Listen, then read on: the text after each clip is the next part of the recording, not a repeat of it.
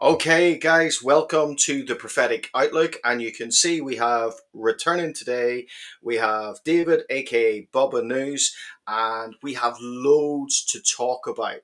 So, guys, before I say hello to everybody, let me do the usual thing. We have roughly 48-50% of people who watch this channel who don't subscribe. So, do me the favor of subscribing. Also, if you can like, if you can share, if you can comment, it really pushes us up past the algorithm.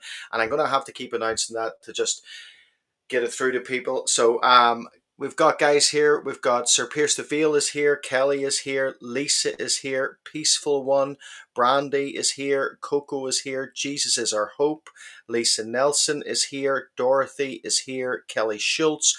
RW guys, keep saying hello. Keep saying where you're coming in from. We got Save Through Yeshua. We've got Brandy Kuhlman. Kathy B. Joanna's here. Renee is here. Deborah. Guys, keep commenting away, keep saying hello. We have loads to talk about. So, welcome, Bubba. I think you're muted. Oh, my bad. Oh, there you go. Hey. I thought you were really quiet for a second. We got to talking before you even hit start. You're like, I better just start it or else we're just going to keep going. I know. I was saying that the reason we were maybe, I don't know, a minute late was simply because we were talking off air. And we were kind of how I felt that we could have probably went into our own program but not recorded it, not streamed it, and we could have just been talking away. So those ones offline are the best ones to record too. Yeah. So guys, as you're coming on, keep saying hello. Hi Deborah. Hi Coco Bear. And we have loads and loads to talk about. And I want to pick up probably very, very quickly on something we both have seen, which is that what you brought up beforehand, that Iranian foreign minister went to China. And I don't know if you want to say anything about that, because I've got something to say in regards to the UK. Oh, yeah. We got Mr. Big Boy over there, Mr. NATO. Oh, Trump with all his thing. Oh, yeah, we'll talk about NATO and they're adding their 5% GDP. Oh, yeah, I don't want to take your thunder. Yeah, that's your backyard. But yeah, where was it? Here we are. Yeah, the Minister of Defense of Iran is now in Beijing to negotiate procurement of new air defense systems and possibly fighter jets as replacement for the massive losses of Iran's armed forces. So Iran's tired of waiting on Russia to give them those S-35s, so now they're going to China to get J-16s, J-17s, and new fighter jets. As we were just talking about, it just feels like more of the puzzle pieces coming for Gog Magog right there. It's another one.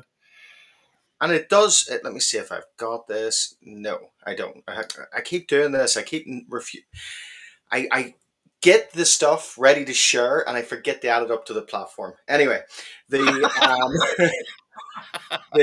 deputy chief of the Security Council in Russia had been. I think this is a few days ago. It is a few days ago. I'm losing track, but he had said that off the back of the 12-day war, that there are countries ready now to arm Iran with a nuclear warhead. So there are countries ready to step in. And I think this is something that's really hit me, and I'm sure it's hit you too, that you're seeing Iranian ministers go to China for the purpose of purchasing weapons, really. Mm-hmm. Today we saw Keir Starmer purchase these new jets that are designed to carry nuclear warheads. Mm-hmm. Now, I remember a long-winded question, but I remember covering this maybe last year, how so many of the generals, the top brass in the military in different countries around the world, specifically the EU, had all stipulated that the world has got to prepare for World War III, and the possibilities of World War III seem to be so many different sources. We showed loads of these news sources. They all sort of centered in on 2027. And so my big long-winded question on this is, Do you think the 12-day conflict that we have watched is the setup? Man, I'm with you because, like, even last week, 2 weeks ago, we were looking at Isaiah or Jeremiah 49, Elam. We're like, it's here, it's coming, it's coming. And now it's like, stopped. Yeah. And it's like what I forget the name of the dude there, but he said that about Trump today. He was like the daddy taking care of two kids fighting. Yeah. Yeah. So we have Trump using the F bomb yesterday. And we have all this other Mhm. shenanigans going on. And then I saw where Israel carried out 1,200 sorties in Iran with 600 aerial refuelings without losing one single fighter jet. Yeah. So that alone is just amazing. It is, and there was definitely miracles in terms of what was happening. But I'm interested. I think this is pushing us further towards. So we talked off air about Jeremiah 49, and I would suggest there's verse 35 there that verse has been fulfilled. Thus says the Lord of hosts, behold, I will break the bow, the cassette in Hebrew of Elam, the foremost of their might. Now that to me, that's not a nuclear warhead. That's not a nuclear facility. What that is the capability to fire the weapon. And you had covered that, yes, 65% of the Iranian rocket launchers or missile launchers have been destroyed, but all of them had been destroyed in Western Iran, which is southwestern Iran, is Elam. Now, this let me paint a scenario, and you tell me what your thoughts are on this. If so, in the Bible, certainly when it comes to prophecy, you start to see a progressive prophecy. You see this in Zechariah, you see this in Psalm 83, you see this in Jeremiah 49 when it talks about the previous nations. So, verse 35, fulfilled, tick, right? Verse 36, to be fulfilled. So, verse 36, against Elam, I will bring the four winds from the four quarters of heaven and scatter them toward all those winds. There shall be no nations where the outcasts of Elam will not go. Now, I'm saying that because today, when Trump was questioned, he said this um, could a campaign, Israel and Iran, start again? And he says, I guess so, maybe soon. Yeah. Do you think we're going to see? So we've had the 12-day war. Do you think we're going to see a continuation at some point? Because it definitely, I don't know about you, but it definitely feels incredibly fragile. Yeah, and there's no doubt we're gonna have to go back in. I just the question now becomes how long is this pause? How long is this stoppage of the birth pains or at least that contraction for Iran? And it feels like in the spiritual realm there's this Prince of Persia that's just Yeah. oh man. Yeah, that's a tough one. And I was even looking on the maps, like even the strike maps that they hit in Iran, especially all the nuclear stuff, except for Esfahan, most of it's outside of that Elam area. But where Israel targeted, Yeah. they hit a lot. They hit a lot. But there's still a lot more in those southern Zagros Mountains, I believe, because they have those missile cities Mhm. still. So I don't know. We'll have to keep an eye, but it feels Yeah. like we said off air, it feels like that egg has been cracked. Yeah, that to me it feels like Jeremiah, certainly verse 35. And I said to you off air that when you take even because Jeremiah 49 talks about a few different nations or a few different tribal nations, and Ammon, for instance, you start to see a progression from verse 1 to verse 6 of a continual fulfillment of the prophecy. If you take that prophecy was fulfilled at the time of Nebuchadnezzar. So in that, I would see the same sort of pattern applied here from verse 35 onward. And that being the case, I think it has to happen a little bit like this. Now, I didn't think this probably beforehand, but when we think about Ezekiel 38, Iran still has to be, certainly the regime, the IRGC regime, seems to still have to be in play. Exactly. And Exactly. there was a lot of talk about regime change, and I think, Hmm. if I had my vote in the situation, I would go, yes, change the regime, bring back the crown prince, have that regime back in place, as in like the Shah dynasty. And already we're seeing the IRGC step up, but there's I think they rounded up 700 who were involved in helping Israel. And now those 700 are possibly going to face public execution because that's the type of regime. And when you say principality, it certainly is a principality. It's a, you know, Yeah, you might see a video even today. I saw a little bit ago, and it's there in Iran, and they have 6 guys that are being processed, and they said these are 6 Mossad agents that we caught. They, yeah, of course, Iran doesn't tell you these are prisoners that they already have, that they're doing this for a show. yeah. So, but that being said, I've known over the years, and even this past year or two, seeing how that they have caught actual Mossad agents and they've hung them. I mean, they don't mess around. There's no justification. Their court systems. But it's also it's kind of this like you say, it's a show for the Yes, IRGC to a certain degree. There's yes. a lot of posturing. I saw this. Did you see this? Trump on the Iranian launches at the American base in Qatar. The Iranians asked us if 1 o'clock US time was convenient for us.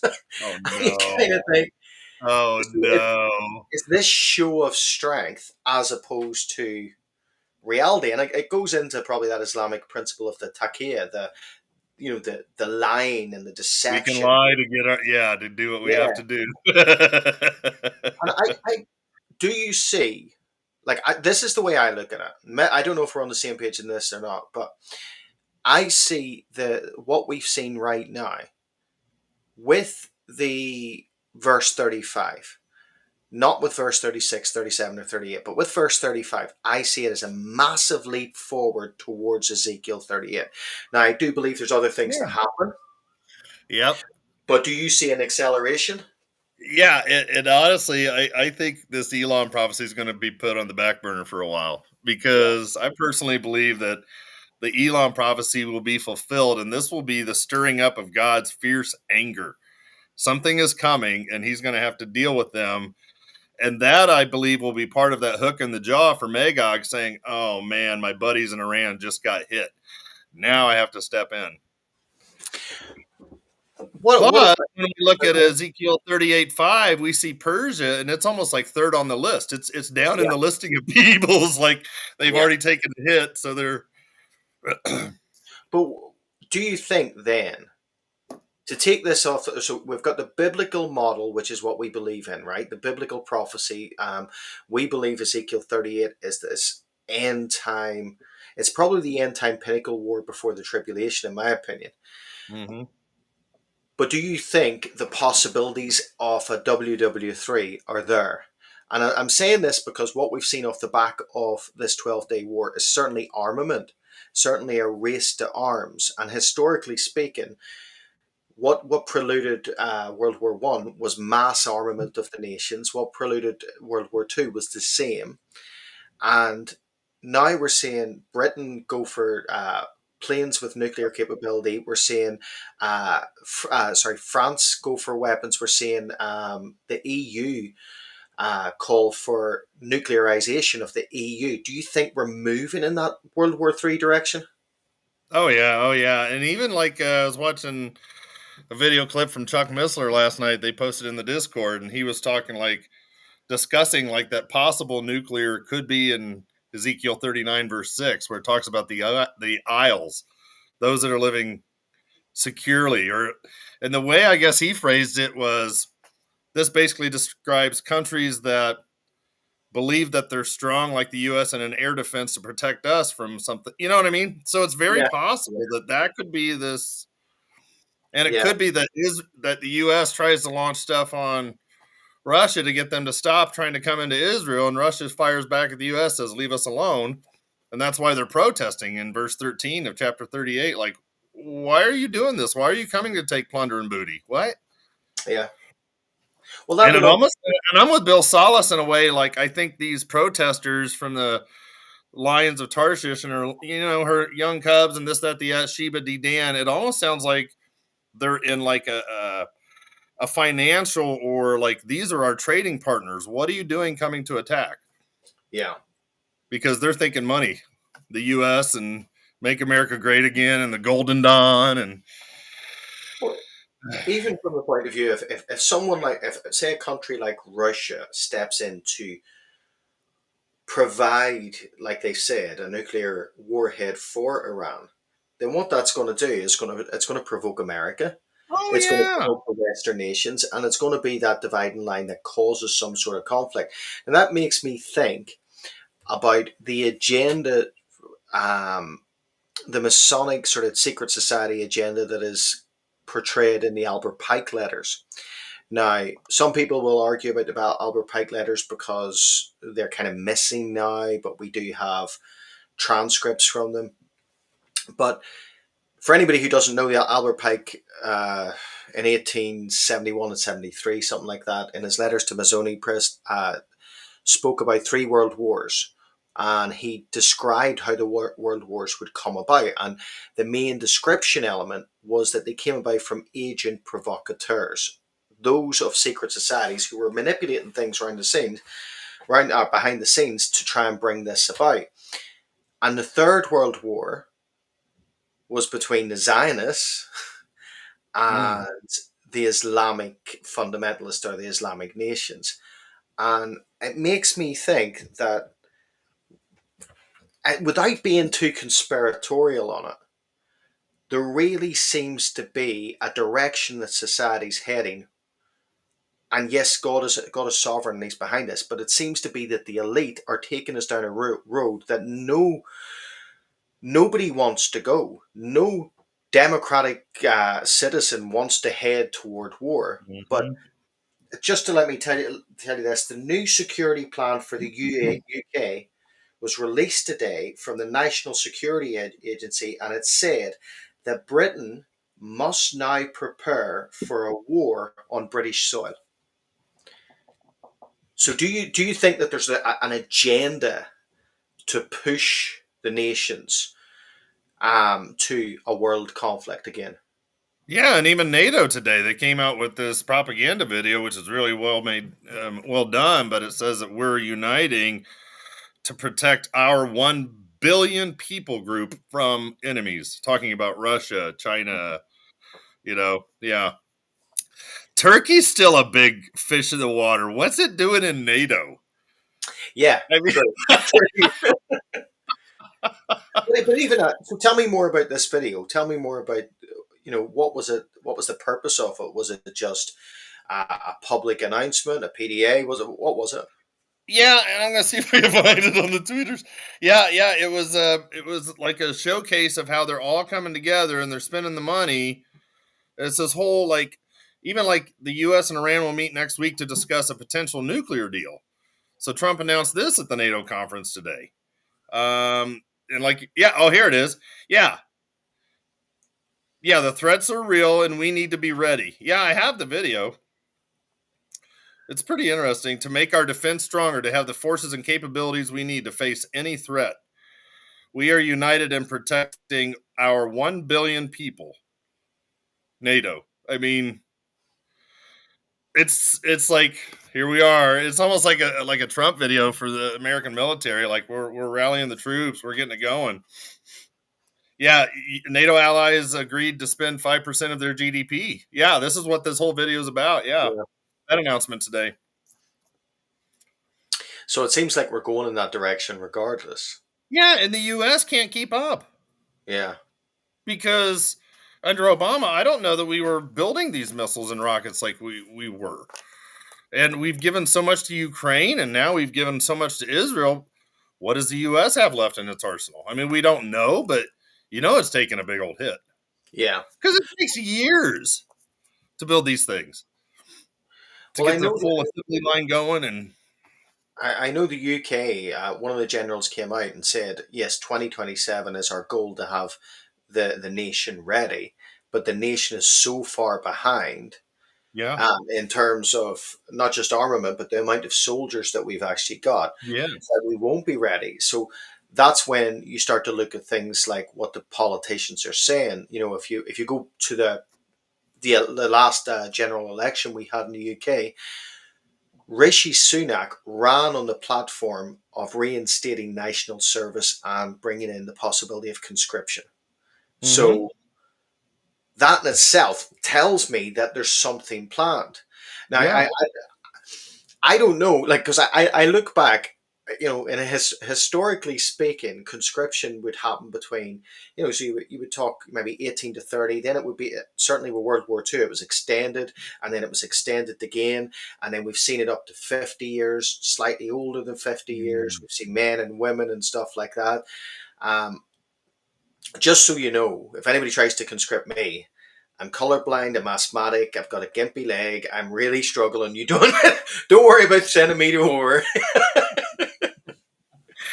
But it just really to me seems like we're being just ushered down this slope regardless. And so here, let me just take it off. I mean, look, it's God directing this because of Psalm 2. Look at the nation's rage and how they, Yeah, but like they think they're making the decisions, and God's like, yeah, you think that you have control? Uh he laughs huh. at their derision. Yeah, I know that like God is in control, but there's the other aspect of this that if it means to me in the West, I believe democracy is dead because I no one wants what the governments are doing. Certainly in the UK, we have seen in the last week abortion taken up to birth in the UK.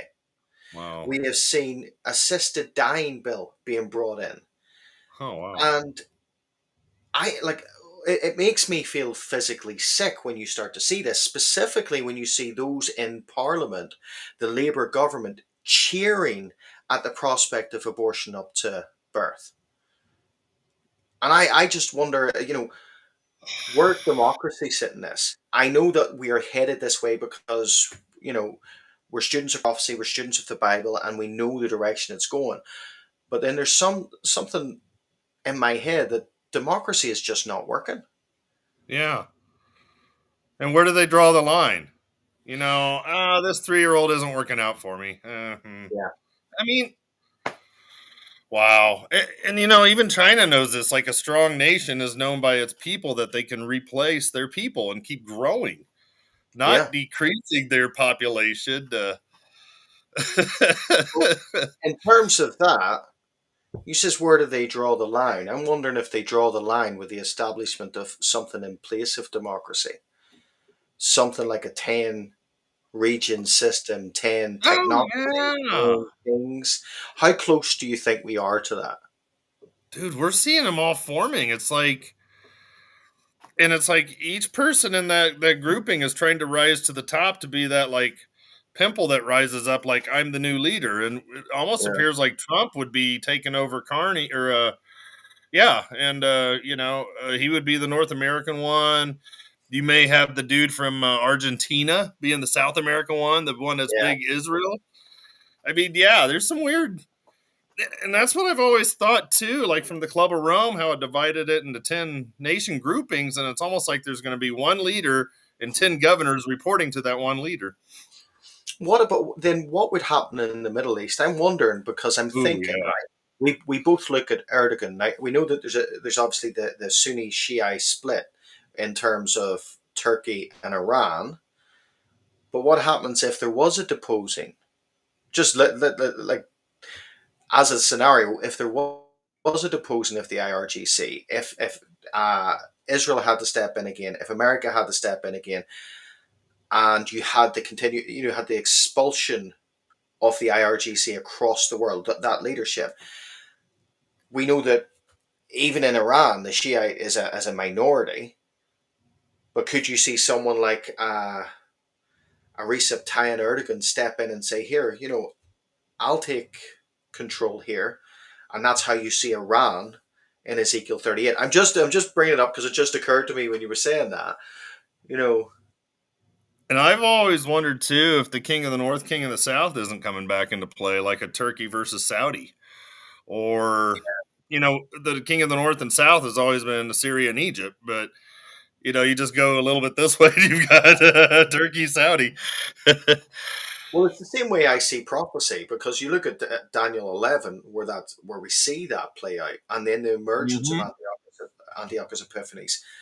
Well, that's kind of how that's kind of what I'm trying to say to our church and stuff when we talk about prophecy all the time, is that things don't happen in a linear way where the Western Mm-mm. mind tries to see it. Yeah. Sometimes we get a step forward, and then there will be a pause, and then a step forward, and then a pause, and sometimes everything happens all at once. And if you start to Hmm. view it like that, it kind of it kind of makes you more astute to what's going on, because there's certain things going on right now that not only have got my attention, but we look at what's happening with Elon Musk. Elon Musk turned around recently and said that he believes the new god of this world will come from AI.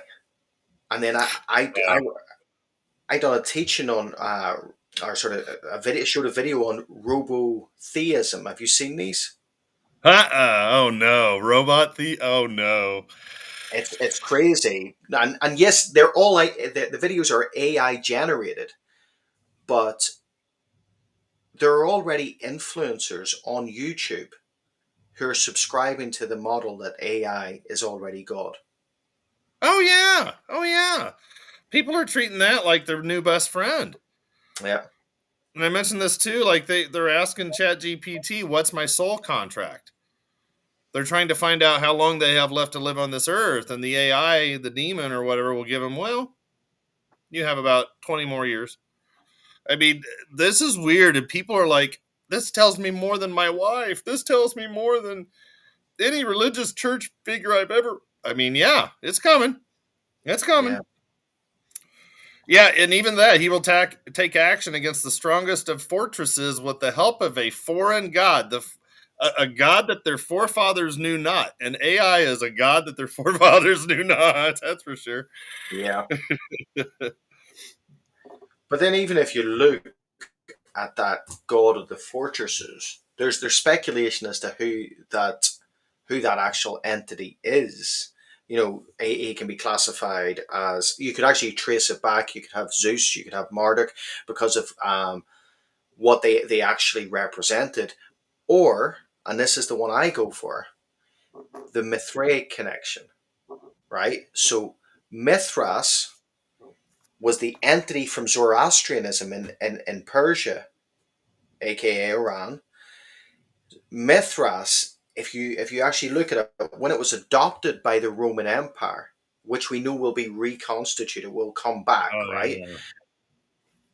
It was the competition to Christianity, right? So Constantine in 312 AD, he combined Mithraism with the church.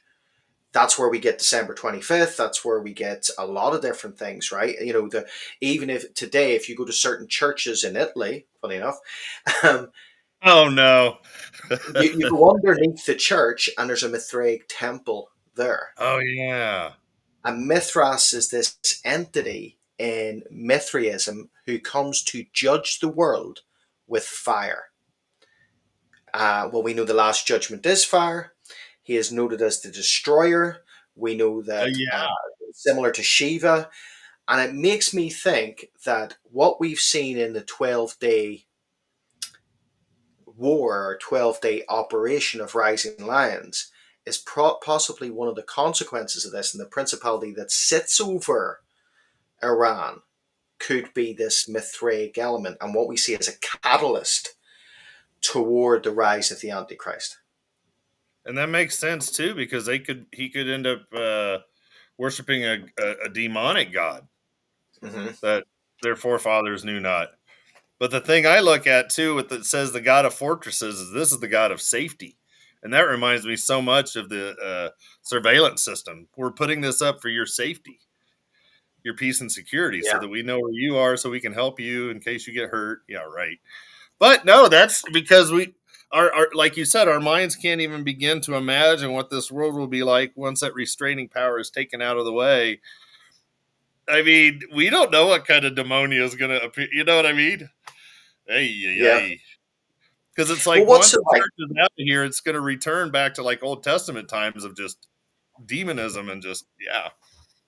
Well, I'm interested to know, and I kind of, like, I'll talk to a lot of guys. I'll talk to Pete and I'll talk to Lee and all of that. And what's it like where you are? Because I can tell you what it's like where I am.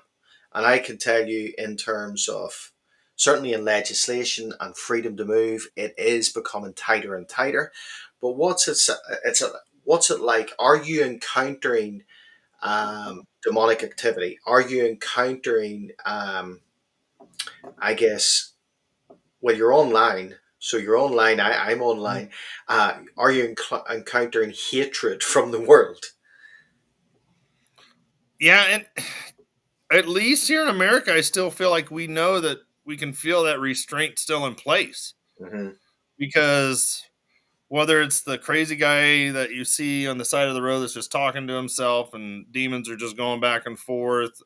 I mean, we see that, but we haven't seen like just an explosion yet. But it feels like with everything turning towards the dark and, you know, even the Indiana Pacers, it's my hometown here, Indiana, where they had the finals with the against the Oklahoma basketball team, the Thunder, and an image came out where it was six or seven of the Pacer players, and they were surrounding a pentagram with candles.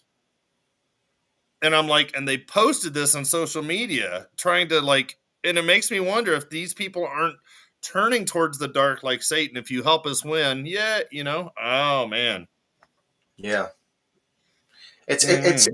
to me. I think that the spiritual climate is changing, and I've always Mm-hmm. accounted that with in Second Thessalonians 2.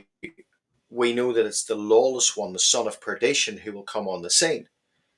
Well, like I said, we were talking beforehand. I'm going on holiday Yeah, at the end of the week, and there's a heat wave, and I'm worried because of my Irish skin. mm, I am going to yeah, cope. You have to be acclimatized to a certain setting, and if the lawless one's going to come on the scene, then lawlessness is going to increase to have the climate right, the atmosphere right for him to appear. And I wonder, like, I oh can yeah, honestly say to makes you, sense. see, in the last 5 years, like, I hated the idea of doing deliverance and all of that. I'm not a freaky person, did not like anything like that. And then when we were out in the streets, it just started happening. And it caught me Wow, completely by surprise. And now, 5 years later, I have literally lost count of how many deliverances we've taken part in, or we've done. We've seen people delivered from suicidal ideation. We've seen people delivered from a plethora of demons. We've seen people delivered from generational curses, witchcraft, and we've also had, and this is where I see it's an atmosphere change, because maybe it could be that previous to that I was completely oblivious, right? yeah, Head in the sand. It could have been that, but from 2020, we started to see attacks and a yeah, major attacks. Right, we started to see witchcraft come again, like known witches come into the church, come against the church. hmm We had attacks from Satanists. And we started to see all of this happen. And I just think 2020, I don't know about you, but 2020, it's kind of like we entered onto the racetrack, ready to yeah. sprint. Something changed. Yeah, Yeah. yeah. We can all feel how Satan literally like threw that dagger in the heart of the world and just spread it out. Yeah. Yeah, because So families are divided more today than ever before too. There's no continuality of a family unit to keep that structure even. I mean, that's true. And one of the things I don't know if you noted this, but the attacks or the kind of sifting that has happened with ministries, people mm, who are preaching the word of God, how the attacks have intensified against whether you're online or whether you're in person, whatever. I don't know if that's something you would attest to, that's happened, that you started to see an intensity in that. yeah, and I think I started noticing it too, like you said, after 2020. Yeah. And I don't know about you, but we've had to like morph the way that we like respond to others when these attacks come, because we realize it for what it is, but we can't let our emotions get involved and send back Yeah, that flesh versus flesh kind of an attack. And I think developing tough skin in the social media world keeps us with a soft heart. I yeah. mean, yeah, totally, totally, totally. It's also, I think, the delete or the block button are fantastic inventions. Um, I I find, I think that there's attacks coming in so many different forms, but certainly online, one of the things that I've noticed is just even within the church, there's like this vitriol, sort of hatred, kind of readiness to argue and to push people down. Yes. I've got called I've got called an apostate because I'm pre-trib. I'm just like, what? Do you read your Bible? You know? You're an apostate because you actually believe the promise of Jesus in Revelation 3:10. How dare you? I Yeah, mean, what? But isn't that what it says in the final days that the good will be called bad and bad will be, you know what I mean? Yeah, it's yeah, like it's we R5. see that too with these trolls that come in and they just want to take away the joy that we have. There's Yeah, no rapture or rah, rah, rah, rah, rah. And it's like, what? that's the thing is, and I think that it's like I had said to you, you know, and you give me your number. I haven't texted you or anything, sorry, but you give me Oh your yeah. number. But I'd said that I think that's needed because there is attacks against ministers. There are attack if you're out in the front of the pack, whether you're bringing updates about what's happening, like your Telegram channel, or you're speaking online and breaking things down, or whether you're in a church and you're preaching every week and there are attacks that are designed Mhm. against you. There's strategies of the enemy. And the one thing that I think Christians can be oblivious to is that the enemy has been here on walking this plane longer than us. We know that the enemy was in the garden, so longer than us, right? And he has had eons to work on strategy. Mhm. Now, he's not Mhm. omnipresent, he's not omniscient, he's not omnipotent, but he is continually looking for footholds, Ephesians 4:27, into someone's life. And I think what you've seen since 2020, because one of the major ways, sorry for preaching, one of the major ways in which you can get a foothold is through causing chaos in someone's life. It's James 3:16. Where strife is, every evil work is with it. Mm. And that's a demonic strategy. And I don't know, I like if you've experienced it in terms, you know, certainly the more you step out for God, the more your family are attacked, or your finances are attacked, or this, that, and the other, and everything's attacked at once. I don't know what you've experienced. Yeah, and I mean, I'm no one to talk, but I've also seen like since 2020, people have turned to alternate substances to numb some kind of a pain, or whether it's the weed or the booze or whatever. They're trying to. I mean, Yeah, I'm no one to talk because I mean, I've had struggles for years with alcohol, and because I was a flight attendant for years, and only by the grace of God go I. I mean, seriously, it's a yeah, these attacks are getting nuts, and we know that they're coming, and I'm surprised they're not worse. Honestly, yeah.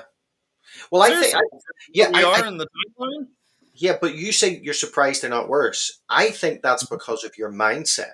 I think that's because you walk, because when you walk with Christ, the fullness of joy, you're in the presence of the fullness of joy. Psalm 16:11. I think Yeah, that comes through, and that is the way you guard against these attacks. So, what happens to you, or what comes against you, and you're dealing with it, and you think, well, that's not too bad. Someone else may crumble under that. oh You know yes, what I mean? yes. And that It's just, almost like the stumbling block for one person, or wouldn't be for someone else, vice versa. This attack, yeah, but that's the other thing because Satan knows that he can't have us because we're children of the King, but he knows that in this time he has left, he can discourage us, bring yeah, attacks, like you said, try to slide in something. That's what sin is. It's like Velcro; it wants to get stuck back to you. Yeah, exactly. And I think that for me, this is where it comes into the end time apostasy. Because if you look at the Yeah. biggest ministries, and it's not to knock, if you've got a big ministry, I've got friends who've got big ministries, that's fantastic. But if you look at the biggest ministries, they tend to have watered down the word. Now, Mhm. I brought this up recently. I saw one individual who's a head of a mega church in America, because you guys export a lot, and a lot of what you export is that we don't want, right? Yeah, right, right. But We don't want he your trash. he stood up and he started telling his congregation that those ministers that tell you that sex before marriage is a sin, or sex outside of marriage is a sin, are liars and don't understand their word. Wow. Now, Wow. If you go to any list in the New Testament, of the adulterers, the fornicators, the sexual sins are always listed number one or number two every single time. It's exactly. just when Well, we that was just see how it to. in Second Peter 3:16 where they twist the scriptures to their own demise, their own destruction. But do you not think that's so scary? Not like, not if you're reading your Bible, but there's so, we're living in an age of fast food provision when it Yeah. comes to Christianity, when it comes to Mhm. spirituality in terms of the word. People want a word for the day. They want a quick bless me, and they want to get on with their day. That, to me, lines them up for that apostate type of teaching, because I Mhm. listened to this individual speak. And what he was doing is he was going into the Greek and talking about porneia, and how porneia normally applies to prostitution and purchasing of sex. And he says that bit, if you pay for it, it's a sin. Oh, Well, no. that's the element of it. But then you see that I look, I don't want to go off on one, but I see this as probably What one of the happened to the most marriage bed undefiled? Asking for a yeah, friend. I mean yeah. But the thing is if they're standing up there and they're a good orator, they're good at explaining things to their degree, they can twist it and Oh, manipulate it. yeah. And if someone's just looking to be fed and not eating and ingesting this word daily, that's so scary. And I think that, It let's is. bring it back. I think that comes back to prophecy, Yeah. because how many people are now, when we talk about even probably the big one, replacement theology, how Mhm. many people that you knew and I knew who you thought, well, they're sound in their faith, and they're now way off on the replacement, Yeah. like, Yeah. roller coaster. Mhm. Have you experienced that? People you knew or people you know? Yeah, and I think we're seeing it more and more every day. Just that sometimes it's a fast fall away, other times it's a slow slip. Yeah, But I'm with you because we see it in the prophecy world and even like in the decay, the doctrine. I mean, people get so offended over doctrine because doctrine divides. Amen, because it's supposed to. It's yeah, designed to do that. Duh. People get so hurt about the word doctrine. All it is decay. It's the teaching of Jesus. That's hmm, all. I mean, but we see too in these final days, Amos 8:11, where there's a famine for the word. There are today, I believe people are so they don't know. They don't hmm, know. And they form their theology because they'll send you need to watch this YouTube video. What? yeah, yeah, Because they're forming their theology and what they believe and what they want their minds to believe, or maybe that's where this whole eisegesis comes from because they have the evil thoughts in their minds and then they go to the word to try to find the verses that'll line up to their dirty thinking, hmm. stinking thinking. I just done a video, and it'll be on when I'm away here. Um, but about the Synagogue of Satan, because that is Mm, such a, that the fact that that's being used for replacement theology is such a twisting of scripture. it Because really is. that, when you read it hermeneutically, it tells you who Yes. it's talking about. It's talking about the Yes. church of Pergamum. It's not talking Yep. about Jews from 1948 onwards. But I think that Yeah. this is, it's so prevalent. I I've had some really ridiculous encounters. I've had encounters where I'm in the middle of conducting a service, not a like a. I don't want to go too much into it because I don't want to explain who, but not not a Sunday service. This is like a service. You know, like we do funerals, we do weddings, we do this, that, and the other. I'm in the middle of conducting, and Oh yeah, yeah. actually, everything open. Someone comes up and whispers in my ear, whilst I'm about to start talking. Let me tell you why the Jews are really demons. And I'm like, not only don't want to hear it, but what kind of timing is that as well to go off from one? Yes, That's just the craziness of it. because Satan does his best work behind the pulpit and behind the collar. Even Yeah, in the body of Christ, the people that yeah. man, these are the people that I believe it talks about in Hebrews 10:26 and 27, right after Hebrews 10:25, forsake not the assembling, but it talks about those who sit next to us and they hear the words. They're like, yeah, I agree. Uh-huh. Uh-huh. There's no heart change. There's no Yeah. Ezekiel 36:26. There's no. Well, And I was thinking too about what you're saying regarding prophecy, because I'm still seeing that. Honestly, I don't think we're even towards looking back for Elam. I don't even think we're there yet, how do you mean? because like I still believe we're still stuck in Jeremiah 47 verses Okay, 47, okay. where we still got the Hamas thing going on. See, I think they're both happening at the same time. Well, yes, but I Yeah, wanted to throw yeah, this up too, because look at verse 2 where it talks about Ammon, Jordan becoming a mound of dirt. yeah. That I will cause a trumpet blast of war to be heard against Rabbah of the sons of Ammon, and it will become a desolate heap or a mound of dirt, and her towns will be set on fire. Then Israel will take possession of his possessors. So Hmm. I still believe this is part of that Zechariah 12:2 through 9, where it mentions Judah and Jerusalem over and over and over with that incursion that comes in that Well, leads into yes, the Psalm 83. I think they all somehow tie in like a puzzle. Yeah. yes, yes, and I think that's the thing of understanding prophecy. It's not then there's It's one not event.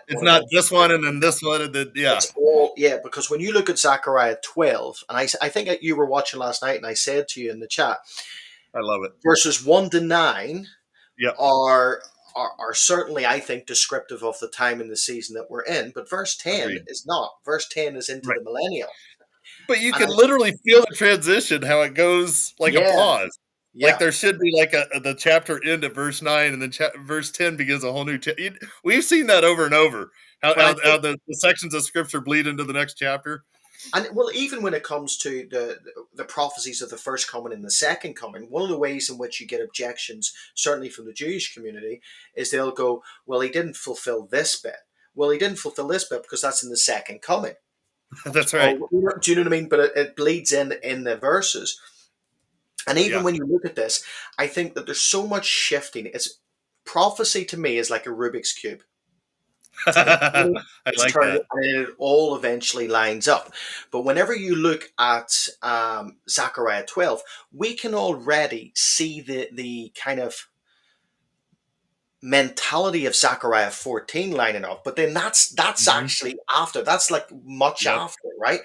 But Zechariah 14, when the nations are coming against That's right. Israel, well, that's a mentality, but that doesn't happen anywhere time soon. It's just all sort of being this Rubik's cube's being turned and positioned till eventually the well, the apocalypse, the revealing happens. Hmm. And let me ask you this. I know this is off on a tangent, but I'm interested because you brought up the fact that you were a flight attendant.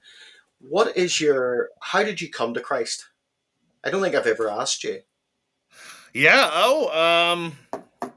Well, I have one sister. She's 3 years younger than me. And then mom and dad graduated to glory last April 26, 2024. So I can't wait to meet him in the clouds. But my dad was like a Bible bookworm. And he was Yeah. always, my mom called my dad, or she'd said that dad always had an affair with Bertha. And she called the computer Bertha because dad was always doing his Bible studies online. um, and I used to love talking prophecy with my dad. And as he started going downhill with like the dementia, not being able to speak, that's when the Lord got a hold of me Hmm. after 2020, and I started coming up as he was going down. So Yeah. as he couldn't speak, I would start talking and discussing Bible prophecy, and his eyes would just light up. So I knew it. But I prayed the prayer when I was 5 or 6 with my Hmm. dad, because we had one of those videos that we watched at church, and I got scared of hell.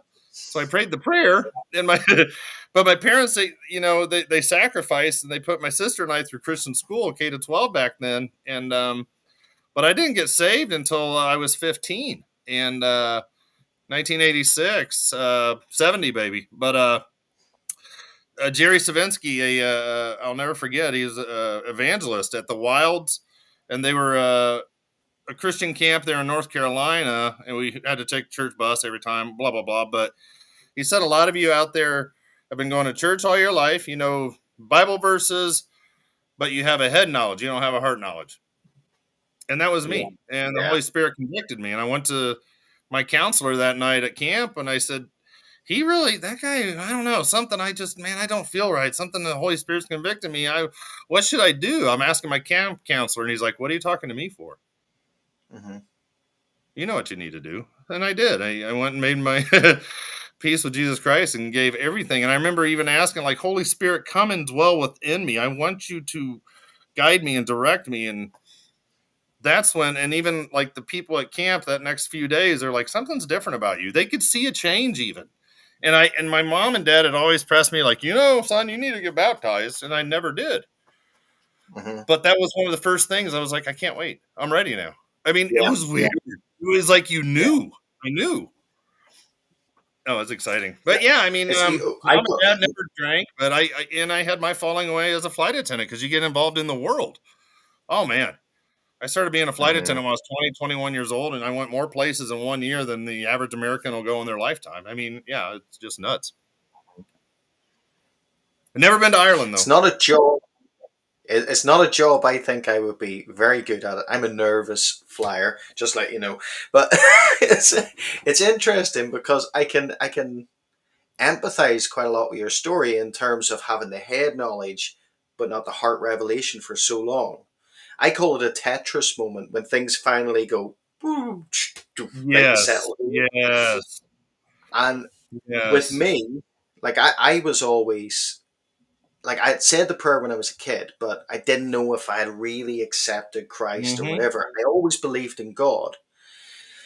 And then when I was 16, I was studying one of the classes was religious education, and I decided on my own just to read the Bible from start to finish. So I read the entire Hmm. Bible. Still didn't accept Christ, but realized I was quite good at this RE thing. So I started to get like awards and do very well at school with this. Then I went on to university, and I was like, still not accepting Christ, just living my life, going out, getting drunk, all of this sort of stuff. And I met my wife on, I think it was the second year of university. We met on a holiday, right? So she's Oh from wow, Scotland. She's from Scotland. oh I'm wow. from here. We met in Spain.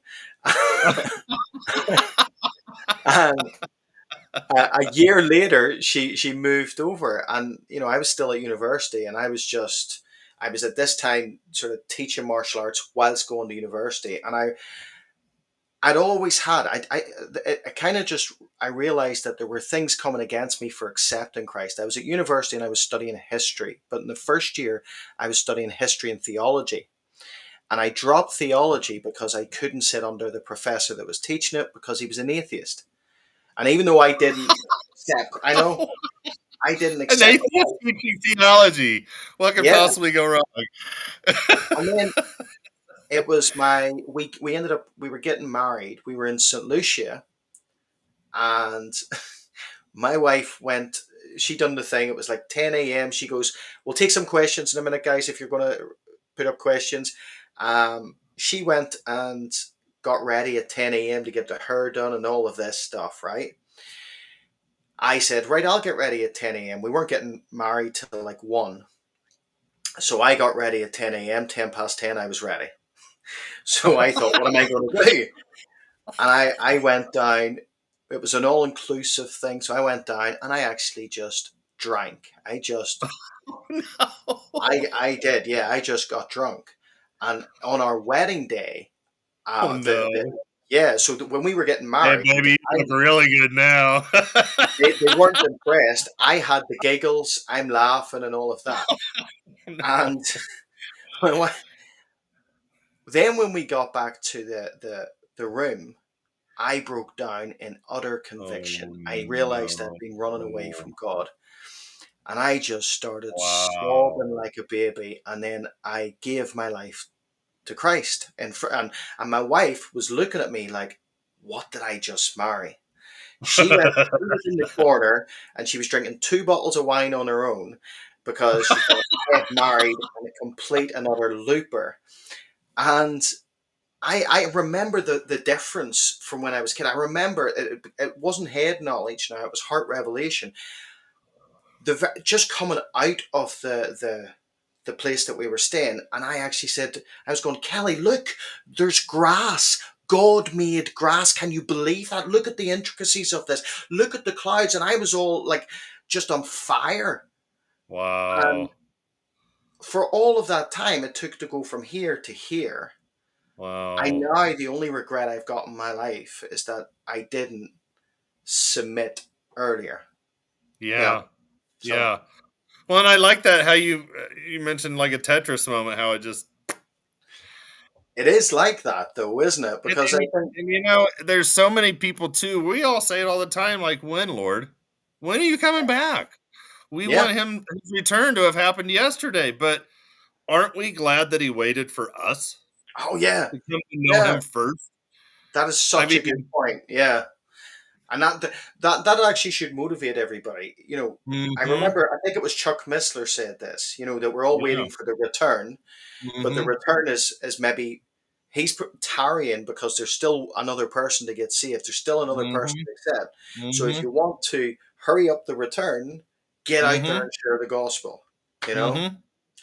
And are that's you just okay? it. We don't know if there's 3 more people or 30,000 more Exactly. people, Yeah. but we're getting to that. Hmm. It's almost like God has like one of those. Remember, we used to go to the theme park and they'd click the button Yeah. for Yeah. someone else coming through. It's like God's going to be like, "Here it comes, and that's it. Go get your bride." Yeah. Are you good to take some questions? Oh yeah. Oh yeah. Yeah. So I've got questions here. They're coming in now. Let me see how many we've got. Yeah. So we've got a question from Jason Garza. It says, um, yeah, I don't have glasses. Hold on. Micah Caterland, 4. where are his glasses? Do you know what? It was my birthday, and the church gave me 10 pairs of glasses, and I keep forgetting to bring them into my office. Micah 4:2. Does this refer to the millennial kingdom? Does this refer to the 1,000-year kingdom that Jesus will teach us the Torah, or am I way off? Uh, Micah. are you This pulling it? reminds me of Luke 2:4 and Micah. Wait a minute. Oh, Micah 5:2 and Luke 2:4. Oh, Jesus Bethlehem. Sorry. Okay, what verse was it? Micah Micah, 2:4. Micah 4:2. Micah 4:2. Yeah. Feels like a bad dream. Many nations will come and say, "Oh, well, hold on. This is that's a Zechariah 2 moment too." Many nations will come and say, "Come and let us go up to the mountain of the Lord and to the house of the God of Jacob, that he may teach us about his ways, that we may walk in his paths. For from Zion will go forth the law, even the word of the Lord from Jerusalem. And he will judge between many peoples and render decisions for mighty distant nations. Then they will hammer their swords into plowshares and their spears into pruning hooks." Yeah. Yeah, It's a millennial. Yeah, it's a yeah. millennial. I mean, yeah, yeah. Many, yeah, because people, and that's just the whole thing. Because we read in Zechariah 14 that every nation's going to have to come to the earth, or Mhm. to the God's visitor center, Yeah. the millennial temple. I mean, yeah, Good. Did you just call it God's Visitor Center? I like yeah, that. yeah. Yeah, man, that thing's gonna be huge, dude. I call that, yeah, God's visitor center, like having to go to the state museum once a year to. I like that. Yeah, Um, okay, I'm trying to make my guys. Just bear with me. I'm trying to make my writing bigger here for me. Um, Blessed, aka Dora, I'm coming to the point only to believe a few speakers and ignore all other news. Too much fake and too many lies. I think that's. I think they put question in there, but I think that's what they're talking about is sort of honing down who they're listening to. I think there's wisdom in that. I don't know what you think. Yeah, what was it? Honing down or Yeah, they're saying that they're coming to a point where they won't look at news cycles and things like that, but they're only listening to a few speakers. My only caveat to that is that yes, listen to a few speakers, but Acts 17:11 test everything that those speakers That's right. That's right. are saying. Mm-hmm. I don't know Mm-hmm. what you think. Just the scriptures to make sure those things are so. Yeah. Yeah. Um, okay. Sorry, like you're gonna have. I could do. I'm trying not to do the De Niro face. Hey, by the way, did everybody notice I shaved my beard off? Bubba did. Um, Yeah. He got the. I'm baby faced at the minute. Yeah. Um, He's going on okay. holiday. He wants to look younger. You know. That's exactly it. That's exactly it. Yeah. Okay. Derek is asked, what do you think is keeping Israel back from a no holds barred attack to get the hostages back while they are on a winning streak? Well, that's and it's so weird because during those 12 days of the Iran, people were like, hostages, what hostages? You know what I Yeah. mean? Yeah. There was no talk, there was no discussion. And now it's like, well, we still got to do what we can to get back the hostages. It's like, I can't even imagine 620 some days or something now. That'd be horrible. I, I'm I gonna do say know it's something. hot. Oh, I could say something controversial here that some people won't like, but I think you say what's holding them back. I think to a large extent it's the American administration and hmm Trump. You hmm saw, hmm I hmm think it was today, he came out and said that uh, it's looking like, and I think it's looking very favorable in Gaza, like we're coming to an end. Now, I don't know how you can say that when there's still hostages. Yeah. Again, like people, I don't know about you, but I see this pro-Trump, anti-Trump camp. I'm neither, right? Yeah. When he does hmm something well, good on you. When he does something I don't agree on, like calling out that this is the golden age, well, I don't agree on that. Right. And his like we you brought up his rhetoric yesterday, the f bomb being dropped and all Yeah. of that. I thought to myself, that's his take upon Israel and his frustration was based in ego and pride, and his Yep. that it came about him not being seen as the peacemaker. Um, And I that don't ticked know. off a bunch of Jews yesterday too when he did that. Yeah, When he dropped the F bomb, because I saw a lot of them taking to Twitter and they said we as Jews know exactly what the F we are doing because we're trying to yeah, get rid of those people who hate us. You, Mr. Trump, try coming over here, living with your family, and running down to bomb shelters multiple times per day, and you tell us what it yeah. feels like. I mean, yeah, there's, Well, yeah, do you think that he is to some degree the kind of a restraining, like, don't get me wrong, he stepped up and helped when it came, and America helped when it came to Fordo, and that was fantastic. But do you think that some of Israel's restraint is based on the special relationship that Israel and America have? oh yeah, yeah, and I think a lot of people, a lot of, I mean, they're trying to do what they can because they don't want to lose. They don't want to tick off Daddy Trump because Israel still needs replenishment air defense weapons. I Mm. mean, that's a tough one because yeah, they've got to kind of behave in a weird way. And I But think it's also because of their distancing from Europe, or Europe's distancing from Israel. Yeah, yeah, and I'm surprised Israel hasn't gone in more harder into Gaza now to get that thing done. Because I still think there's something big coming up. Because I think a lot of this is going to tie in with Hezbollah again.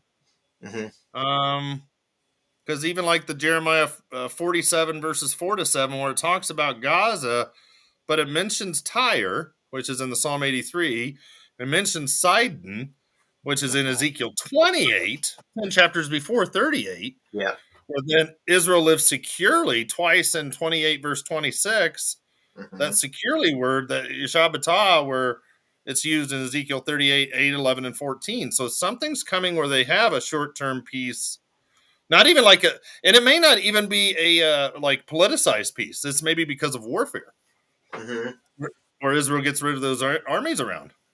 Well, even what's happened as a consequence, because like the thing is this peace we don't know. Well, we know it's a false peace, Yeah. and we know that it is temporary because of well, First Thessalonians tells us that they're crying out, and 5:3 says that they're crying out peace and safety and then sudden destruction, and then we see Ezekiel 38. So this could be what's happened with Iran. I personally think Iran's not dealt with completely, right? I Mm-hmm. sort of lean to verse 35 being ticked in its um I guess in its written form because it's talking about the bow in Elam, but I don't think that Iran is dealt with. And I think that then that means that okay, that part, yes, but Iran, this is in a rebuilding phase. And if that Yeah. rebuilding phase lasts 5 months, if it lasts 2 years, I don't think it would last much more than that. But if it lasts that, they're not going to be able to put the same weight into Hezbollah in terms of armament, not going to be able to put the Mm-hmm. same weight into Hamas in terms of finance and armament. And perhaps that this gives you that kind of false peace. It is false, but window in which Israel feels a Mm-hmm. degree of security. I still think, like you, I think there's something big coming. I personally Something have big. got my 2025 bingo card. I've marked it as a major year of destruction. There will be a destruction point, but I don't know. Do you think that this what we've seen with the 12-day war? Do you think that's going to facilitate that false peace? No, and I've had a bunch of people that texted me the past couple of days. They're like, "Is this First Thessalonians 5:3? Trump said peace." I'm like, "No, but not yet." No, it's not. It's not But yet. I mean, It's I not see. yet. Yeah. Yeah, and even like Zechariah 12:6, in that day I will make the clans of Judah, and that's like their governors or their military chiefs, like a fire pot among the pieces of wood, and a Hmm. flaming torch among sheaves, so that they will consume on their right hand south, and on their left hand north, all the surrounding peoples, the Sabib wording, the neighborhood. So something's coming, yeah. Yeah. I think something's coming, and I saw Caitlin put up, and it's a very good point. Trump is human.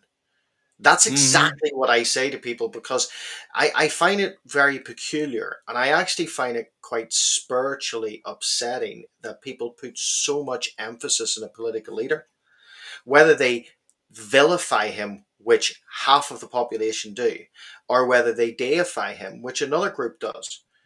I don't think that Mm-hmm. either should be the course because if we do that, then what that is doing is basically setting the preparation for the Antichrist. He is not the Antichrist. We know he's not the Antichrist. I can guarantee, I'm sorry, but biblically speaking, I can guarantee through the Bible, he's not the Antichrist. But it's a weird mentality that people have Mm-hmm. of, but I think that that's the spiritual climate change because when someone comes on the scene, remember the Antichrist is only revealed when the 10 kings because he's going to subdue three. So when that happens, he too will be deified. Yeah. So well, let's move on here. No, we see a lot of that, and we still see a lot of the Trump worship even. Yeah, But then he takes it from MAGA, make America great again, to MEGA, make Iran great again. I mean, but yeah. I think to give him his credit, I think he tries to run things like a business, and Oh I yeah, think no, part of I that, like the guy overall for what he does. Yeah. part of that is marketing, And Mm-hmm. also part of that is highlighting the successes of the business so he gets more investment. Oh, well, I did this, I did that. It's my honor to do this. To me, it comes across as ego and pride. But at the same time, I don't know one political leader in existence today who is not full of ego and pride.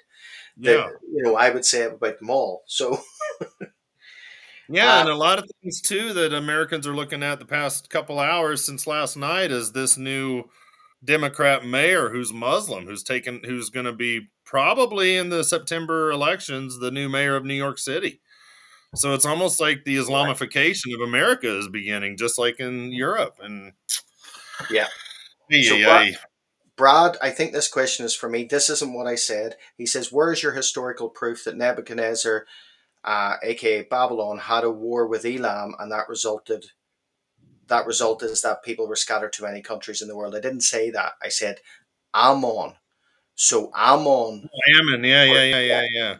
It might have been my accent, but it's a cool accent, so deal with it.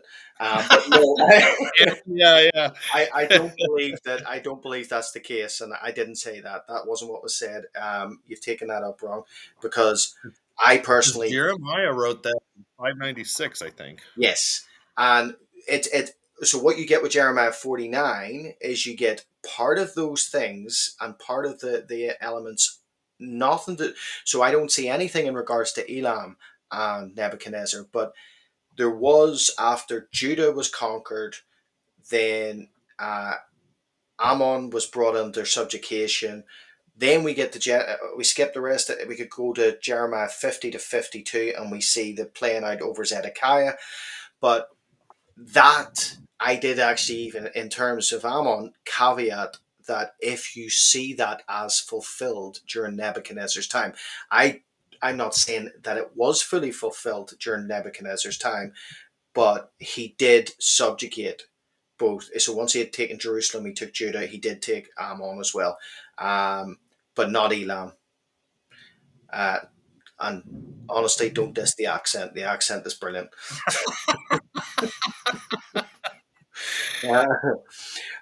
So we've got a question from Homeward Bound. Does Saudi Arabia have nuclear weapons? Nobody seems to mess with them. No, but they want them, and that's part of this normalization thing because they want the U.S. to give them the technology so that they can enrich uranium and do a nuclear program for energy for their Mhm. people. Yeah, and I think And that they want Saudi to keep. Arabia is okay with this whole U.S. and Israel going after Iran because that helps take care of one of their enemies too. They're happy with that. Yeah, because I think Mohammed bin Salman had been on actually saying that he was asked what would happen if Iran reached the point of having nuclear warheads. What would you do? And he says, well, we would have to have them, because if they have them, Mm-hmm. we have to have them. And Mm-hmm. I think they were behind, like, supporting Israel to that degree. And I still think that what you're seeing is in the background of all these things. I think that these next few years of Trump's administration, you will see the continuation of the Abrahamic Accords. And I do see Saudi Arabia kind of stepping into that, and that being the point of where another sort of, I guess, let's say Tetris moment or slotting in moment for Ezekiel 38. Um, I don't know if you agree with that. Yeah, yeah. I still. Mm-hmm. So, Steve Kahn, I know he's from England, he said, a question for Okay. Bubba. In the States, is there a digital card that is taking place of cash like we have in Britain? We have the brick card. Not yet. I mean, we have our Cash App cards, our PayPal cards, but there's nothing. And in a weird way, I'm kind of grateful because the U.S. has been behind under Biden to get this whole digital ID and this digital transfer coming. Europe's a lot further along with the EUDI and everything else they have going on. I mean, yeah. I think there was the rollout. I've watched it. It's a very soft rollout of the real ID, that has started on May 7th in America, and I think it's because I seen when I call it a soft rollout, they were actually doing uh, not not commercials, so to speak, but trying to do some PR to get it, encourage people Yeah, to take it. yeah. I think that is slightly different than over here. There's not really PR. It's just this is coming, you'll take it, and you'll do as you're told. You'll do it right. Yeah, That's like the UK Australia brand. They're just like, yeah. yeah. Well, I harken back to Keir Starmer's pre sort of being elected in an interview, and he was asked about his thoughts and his policies going forward, and he was open, and you can look this interview up, saying that his allegiances sat with Davos, Oh not with wow, Westminster. So wow. that's why we are where we're at. And um look at how many of these elites have come out of the World Economic Forum, and their training and their. yeah, yeah. So we've got a question from Steve McCaffrey. He says, could you discuss terrorism threats and cyber attacks?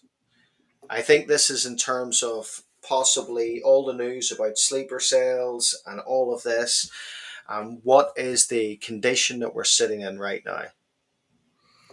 Yeah, and there's all that chatter the past week or so about what's coming up July 3rd, 4th weekend here in Mhm. America, how there could be sleeper cells released. And even like ICE has been putting out a bunch in the past 2 days. I've noticed they've been putting out all these pictures of people that they've recently caught, and they say they are Iranian army carrying members that we've arrested. They've overstayed their visa. I mean, it's almost like the predictive programming.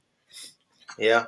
And it's like even I threw that up last night about those four guys that were made lieutenant colonels from the Palantir, Meta, Facebook, OpenAI. All these guys, their chief technology officers were made lieutenant colonels in the U.S. Army That's on Friday crazy. the 13th, June 13th, to do this public private partnership. But now you've got Palantir, Facebook, OpenAI that's getting, so they're giving the US government all of their info, and they're taking all these secrets of the US military Mhm. for their info.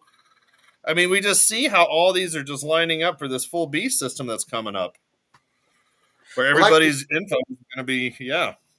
if cyber attacks is it's kind of like the That's a, new warfare, then yeah. that could bring in the technocracy that could be the Mm-hmm. pending system. If you're starting to see people being put, on Facebook, being given military titles, Yeah. that's kind of, I didn't know that. That's really concerning. And, I think that certainly in terms of terrorism and stuff and things like that, um, I think we're at a heightened time. I was talking to my wife before we came on because there's like a media conference happening in August in London, and I says, oh, I would actually like to go to that. It's guys that I would watch, like Meyer Tusi from Tusi TV. I don't know, Oh, I don't know if you've ever yeah, watched him. yeah, So I try and sort of recommend him to everyone, but he's doing this, and it's not so he's got all of these conservative individuals, people who some of them are Christian, some of them are conservative, and they're all meeting together to sort of establish a new media source.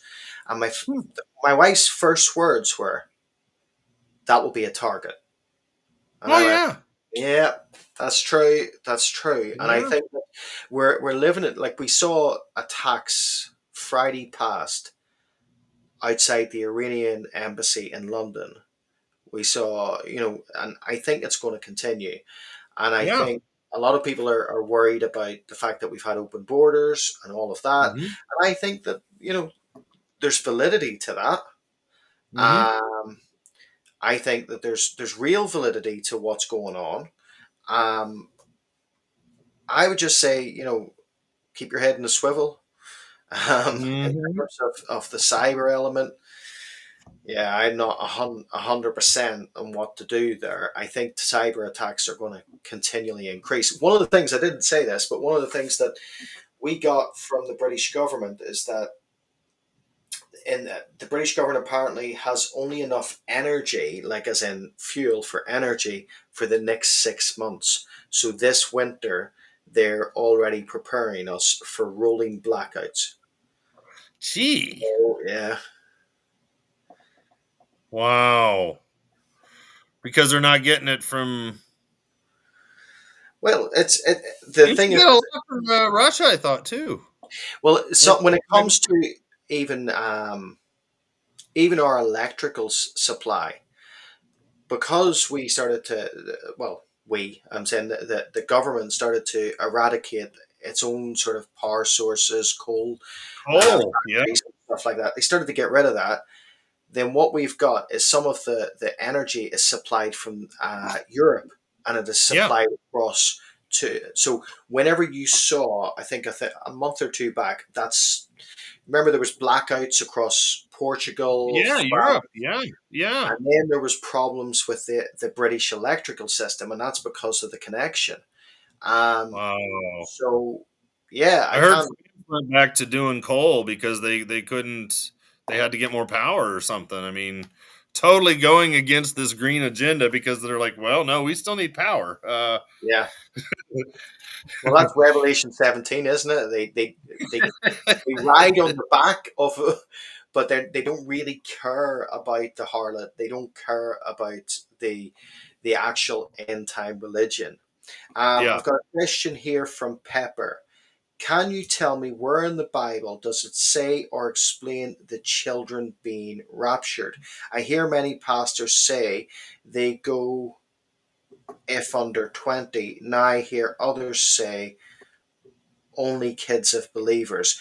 I wouldn't agree with either of those scenarios. I do agree the kids will go, but I think Yeah. maybe you can speak into it and then I'll give you my opinion. Well, yeah, I've heard that too. People say that children of unbelievers. I'm like, no, no. I mean, that's the age of accountability. Only then would be for those who are believer husband and wife parents. I mean, Yeah. and even with all the abortions that have happened over the years, all that Satan has done for his purpose of the bloodshed and the sacrifice, all it's done is just filled the halls of heaven even more. Yeah, it does. Yeah. I mean, but that's a great question because there's no like at this age. Yeah. Well, for me, I've always accounted it to um, where we would get the bar mitzvah in Judaism, right? As in Yeah. stepping into adulthood in that way. So around about 13 years, that sort of thing. So I've seen Hmm. under that innocence, over that into the idea of cognitive, I guess, decision making. But at the same time, I don't think with God it is split specifically by age. I think Hmm. that, as a First Chronicles 16 verse 9 tells you that God's eyes go to and fro throughout the world looking for whose heart is loyal to him. Now, obviously, if a Hmm. child has never heard about Jesus, the child's heart Yeah. can't be loyal to him, but he can see if the child's heart is corrupted in so many ways. So if the child is, let's say, 16 and still of a degree of innocence where they've never heard about Christ, they've never been, they're raised in a, let's say, a Muslim home and they've never heard about Christ in Yeah. the purest form, it doesn't mean that that child, well, you're over 13 now, you should have made a decision.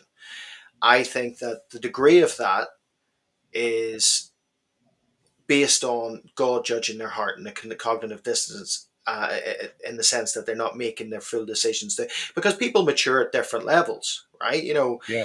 But I would always have seen the bar mitzvah as the kind of average dividing line between innocence to, I guess, adult decision making.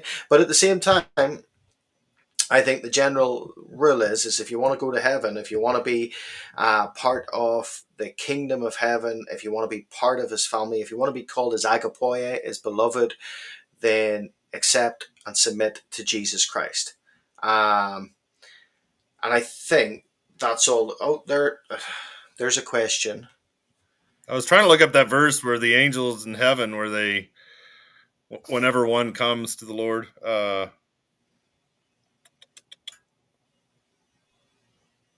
there it is. I tell you the same way. There's joy in the presence of the angels of God over one sinner who repents. Okay, that's that. Okay, that's not the children. I've got a, I've got a question here. Do you all think Oh there yeah. will be babies born during the tribulation? Yes, or will Oh yeah. women even get pregnant? I think that there babies will be born through the tribulation, but I do also see. I don't know about you. I do also Yeah. see restrictions coming. Yeah, and I don't. Was it you that said 7 years old in the Jewish something? Just in the Because there's terms. Sorry, go ahead. no. Well, there's a delay, so I'm just trying to. No, 7 years old for the child with the Judaism. Isn't there something? And I guess my point being is I read where like the plan is like the Jews and stuff that they will not apply the mark of the beast to anyone under the age of 7. yeah. Okay. Okay. So when the harpazo takes place, everybody from one day in the womb to 9 months in the womb, or even being born, gone. Yeah. Yeah. That's going to take them a little while, but then every single, and I believe that's why shortly thereafter, how long that gap will be, we don't know. But Mhm. once that gap gets going, those that are going to have children still won't be to that 7 years of age. So I think it's wild how God's probably going to protect the babies throughout the whole thing Yeah. in the tribulation. Because I mean, it talks about at the second coming, men will be giving them in marriage. You know, Yeah. And I think it's gonna.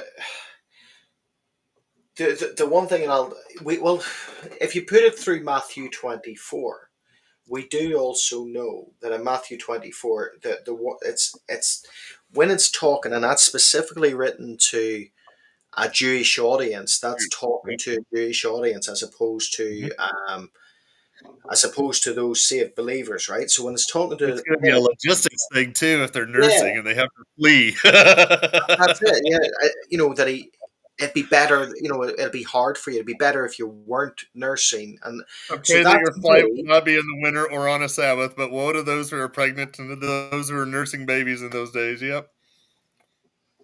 let me see. Net has put up something in regards. I agree with Pete Garcia on the issue. He uses God's pattern with the Jewish people in the desert, 20 years old and under, not allowed into the promised land. This is God's decision. Yeah, well, let me put it this way, right? When I was under 20, a while ago, right? when I was under 20, um, specifically the 18, 19 years old, I was up to some mischief. Um, and as I was up to some mischief, and I did have all my faculties in decision making, I still chose not to at that point accept Christ because it interfered with my lifestyle. So I will say that um, when you're talking about the Jewish model, and Pete's a good friend, and I'm not. I think it's a good sort of pattern to look at, but I think the Jewish model also brings out the bar mitzvah in terms of around the age of 13 as entering into adulthood. Um, Mhm. yes, I was up to mischief at that age. Yeah. And it's um, possible that it may be like, say, it's 13 years old for this specific human, and maybe 11 for. I mean, yeah, we don't know. yeah, exactly. But at the same time, I could say that like I don't know what you if you can sort of attest to that when you were like I suppose you were saved younger, but when I was at that age, I wasn't. I was all about myself. I Yeah. can guarantee, like, I knew about God, I knew about Christ. I was all about myself, and I was into as much as I could get my hands into. So the thing is what I'm saying is that I was very conscious of my sin. I was very conscious of my rebellion against God.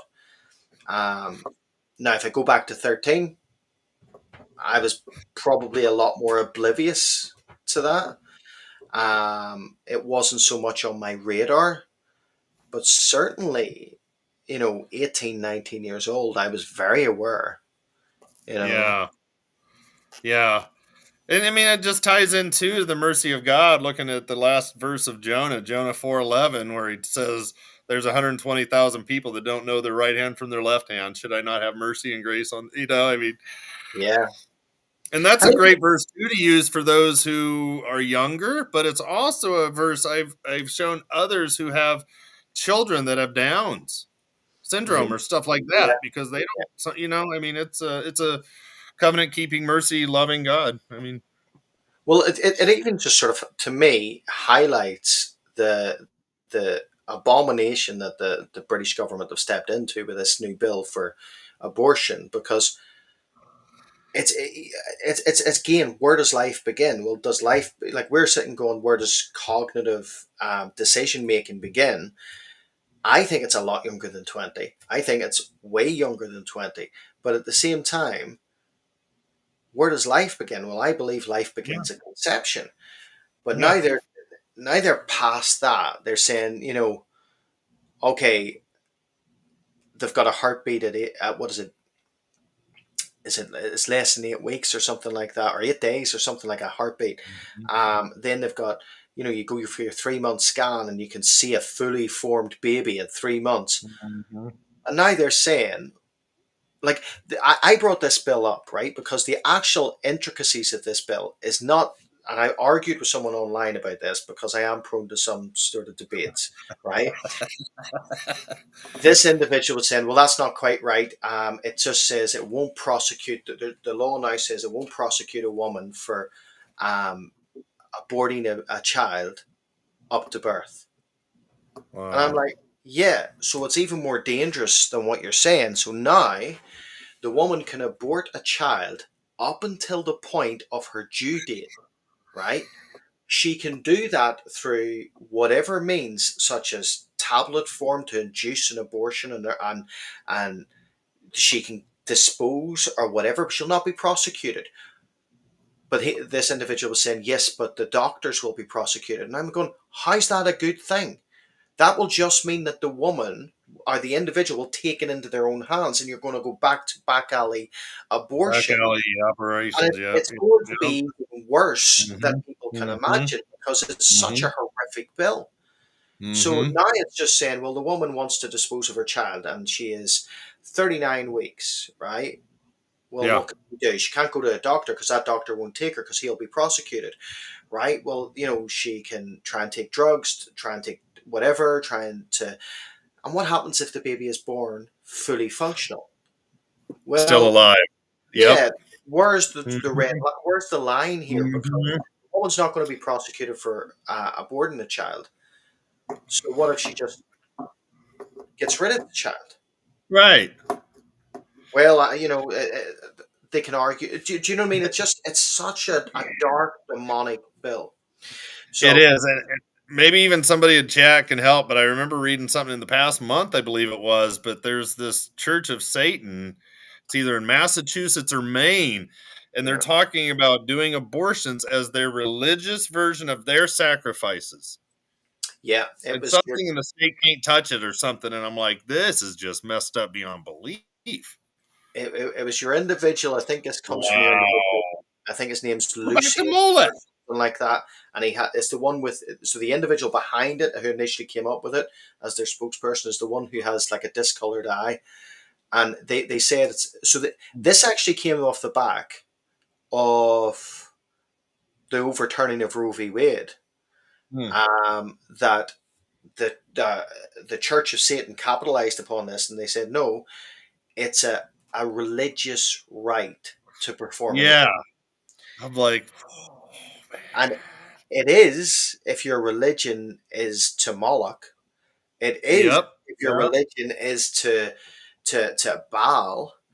Oh Um, yeah. Yeah. we've got another question here. Do you hear that Canada just passed a rule that you can be punished, Oh, fined, imprisoned brother. if you talk about the rapture in public? Oh my word! Right, that's It wouldn't next surprise level. me. It wouldn't surprise me You know because what? what is it? You guys can't even preach because if someone hears and it Yeah, disturbs them, offensive. they can Yeah, be. it's. But saying that, right? I think Britain is bad, and then I look at Canada, right? So sorry, but I just think, do you know what I mean? It, but even at that, you brought up the one of the things that have come out over here, and they're being put in place. There's, I think they're in reading right now, the respect orders. So respect orders are coming to Britain. These respect orders are basically, like you have an antisocial behaviour order or an Hmm. ASBO, like an order for antisocial behaviour, maybe spraying or graffiti and all of that. Well, respect orders are that on steroids, right? So what it basically says is that if you cause someone offence, then you're breaking a respect order. And then if Dude, you they're go just in, waiting to knock that chip off of their shoulders. I'm like, oh my word. well, wait here, right? What is the prerequisite for causing someone offence? Because I think both you and I fall into this, right? Too opinionated, loud, right? Being loud and opinionated is a breach of a respect order. I'm sorry, I'll talk quieter. It's Maybe that's not literally as offensive. crazy. But how crazy is it? Like in Canada, Romans 1 was like that was they came against that years ago. But to not to come against the talking of the rapture. Now for me, for those Christians who deny a rapture, despite it being in scripture, for those Christians who are against any sort of harpazo, right? And there are a lot of them now. Surely this should wake you up when you Yeah. start to see that you're on the side of the Canadian government. You would be going, hold on a minute, that's not the side that Yeah. the Bible's on. Oh, And as to the Canada thing with rapture, I'd be like, that's fine because the word rapture is not in the Bible unless you go to the Latin Vulgate with rapiemur or rapiemur, and then I'd be like, well, okay, that's fine. I'm not going to talk about the rapture. I'm going to talk about the harpazo because that's the yeah, Greek word. yeah, Because I love using the harpazo wording because you see us who talk about the rapture, all of us who are looking for that blessed hope, we're the only ones that have even researched it that deep to even know what the Greek wording even is. yeah. So people are like, I don't believe in the rapture. Oh, okay. I But had we see this attack so much too. Every time. 2 Peter 3:3 and 4. I'm like, you're just fulfilling it, brother. Okay, whatever. I I don't believe it. Okay. I saw was it Israel, or it was something to do with that it was I don't know if it fully went in, or I think it was from the Jerusalem Post. It might have been from the Jerusalem Post that talking about the rapture was going to be classed as anti-Semitic. But that in a sense is again, Well, I'll say that anything talking about Yeshua is anti-Semitic. yeah, But yeah. Jesus was a Jew. I know, I know. It's, but then We that's serve a the Jewish same thing. God. I Hmm. but I think that this all for me, regardless if anybody's taking this, always goes to the leadership. It always goes to Yeah. in Christianity, the pastors, the preachers, the reverends, the ministers, the priests, whatever. And in Judaism, it goes to the rabbis, because Hmm. I know that if you go to, this has been widely covered, if you go to a synagogue, when they're reading out scripture, Isaiah 53 tends not to Hmm. be read out. And it tends Right. not to be read out because it so clearly That's points to right. Jesus. And I I heard actually they don't watched it. Zechariah 12:10 either because when was God ever pierced? Yeah, yeah. But They don't like that word. I saw this guy, and he actually was witnessing to other Jews, and because he was a Messianic Jew, and he was saying, "Have you?" And he was reading out Isaiah 53, and he says, "Old Testament or New Testament?" And every one of them says, that must be the New Testament." And he goes, "Nope." He says, "Go and read it for you." So Wow. um, somebody So has a put lot of up, Jews haven't even maybe even heard that. yeah, like that's Wow. so what's that's what Wow. Paula White believes, from what I Oh, understand, no. that rapture talk is anti-Semitic. Oh my Uh, word. um, rapture talk is not anti-Semitic at all. I think that No. that's the problem when you get leadership like that. It's Because they say it's only for you Gentiles. So it's anti-Semite, it's anti-Jew because you don't include the Jews in your harpazo. um, and we've got one more question here. I Oh, think. Yeah. So I just got your message, Kidderlin. Um, the forbidden chapter. will Wow. Christians be raptured in the flesh? Well, I know you can answer it, but I know. What was the question? Will Christians be raptured in the flesh? Well, unless I die. I mean, will Christians be raptured in the flesh? Well, we go from mortal to immortal in the clouds. And I believe it's going to be, I believe the trumpet call of God is going to be his voice going out, and it's going to be a DNA changing frequency that's going to Yeah. change us. And I mean, as we're just, because we know like we can't go too high up in the atmosphere as a human or else we'll suffocate. Hmm. I mean, so we're going to have to be made immortal. The transition right there in the clouds. If not, yeah, I believe it's going to be, yeah, dude, I can't even imagine. I think I look at it and I think when you take Jesus's resurrected body, Hmm. it was certainly in the 40 days, in the times in which he was appearing before we get to Acts 1. There was a difference about that body, walking through walls and appearing to the Uh-huh. disciples. And I think that the Greek is atomos. We're changed in an like somebody said, the blinking of an eye. Atomic And level. I think that we won't even, maybe it will go back to a certain degree to how we were in the Garden of Eden. Because in the Garden of Eden in Genesis 3:7, after the fall, it says their eyes were opened. Well, they weren't walking around going like this beforehand. I Yeah. believe that is they started depending on Grateful. fleshly sight. I think will probably be. I Yeah. can't even comprehend it, but it's going to be absolutely amazing.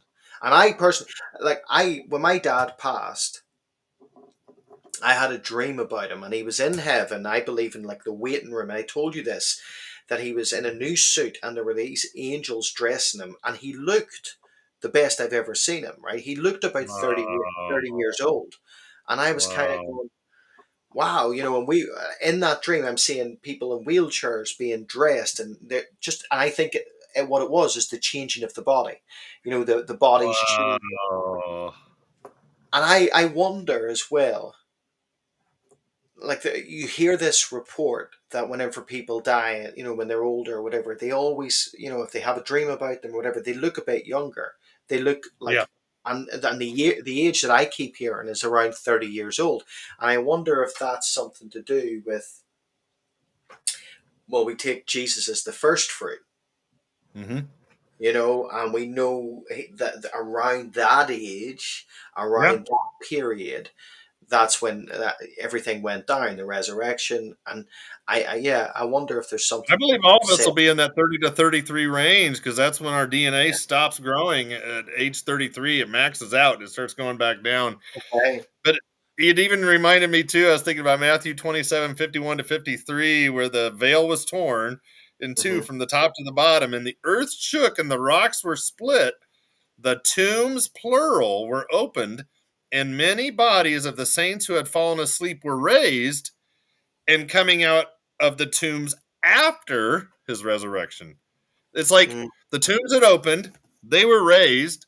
Can you imagine them going, oh man, we got to wait for Jesus a couple of days here? I mean, after his resurrection, then they entered Jerusalem. It appeared to many. So, I mean, and a lot of people are saying at the harpazo, will the graves be disturbed and opened up? I mean, to my knowledge, there's no indication either way, but it's Yeah. very possible. And other people say there's going to be an EMP. We don't know that. Other people say there's going to be a mega earthquake. It's very possible. We don't know. See, What are your thoughts? yeah, I think that we try and throw on a whole load of conjecture to it. But then, I think we do. We take the Left Behind movies and we try to put it into like, well, this is the Thus saith the Lord. And we're yeah, like, wait a minute, no, it's just a movie. yeah. I don't know. That's a great, but to my knowledge, I don't know if there's any indication that the graves will open up, the earth. But how crazy would that be? Because that would be a testimony to the entire world seeing. I Yeah. don't know. Just a thought. Well, I also think, like, what about those who are cremated in that terms? If Yeah. that's, but at the same time, if it's one, you know, it's the trumpet sounds, the last trump sounds. It's the magnificence of God, the Creator, Yeah. just to Yeah. recreate Yeah. us into this new body, this new Yep. vessel. And Mm-hmm. I'm just wondering, do you think there's a possibility of being a little bit taller? Because not that Yeah. I'm hung up on being vertically challenged, but I'm not the tallest. I'm just wondering if God is going to give me an extra inch or two. Pete Garcia thinks he's going to have blonde hair. So I told him that makes me wonder if he's not going to be like that dude that in the 80s he used to ride the horse with the long flowing blonde hair. What was his name? Oh, you guys would know in chat. Oh, I don't know. Well, I don't know. Maybe I'll have hair. I don't know. well, I Bald just is sorry. bald is beautiful though. That's what Mom said. Fabio, yes, that was the name of the Oh dude. yeah, Fabio, the model. That's Yeah, what picture Garcia. When he says he wants long flowing blonde hair, he wants to look like Fabio riding a horse. yeah. Yes, No, Pete, I you can would see not that. know. Pete, I was talking to Pete there yesterday or the day before, but no, he won't. What was funny is when he was over with me and we were doing the conference. We were at the Titanic Museum because they all wanted to see that, and that's where we're the only country who brags that we made the Titanic, right? We brag about it. We made a museum about it and says, yeah, it was us that made it. But the old adage is it was fine when it left us. It didn't. It was all together. Oh, right, But right. we're standing outside the museum, and there's water. Like there's this like sort of water feature. It looks like a big pool, and it's so dark. It looks really deep. And it was Pete that actually stepped onto it. But when you step onto it, it's not. So it looks. We got pictures of him. It looks like he's walking on water. Oh wow. Oh wow. Yeah. I like him. I haven't talked to him in a hot minute. Yeah. Well, Yeah. I think that will. I think, guys. I think we're going to finish now because Mrs. McKibben has done it again, and I think she is trying to kill me. He turned on the heat to She's get you turned out. acclimated. She has, yeah. Well, I told it's like what did I say? It was 104 in Italy, Yes. and Yeah. I I I burn like I literally like I Oh don't yeah, go, yeah. I don't get a tan. I just go from white to red, white to red. That's it. Oh no. Oh no. Uh, Don't tell me you're like the lobster that gets the red. Oh pretty much. I no. went. We went on holiday. This is maybe about 10. Oh, it's more than 10 years ago. First day. I decided to go out kayaking, and the sun was blazing. And I ended up for the rest of the holiday having to sit in the room because I couldn't even put my arms down. I'd burnt all the way through here and here, so I couldn't Oh let my arms rest. I no. burn all the time. So Take you some aloe vera if you can. I swear by that stuff.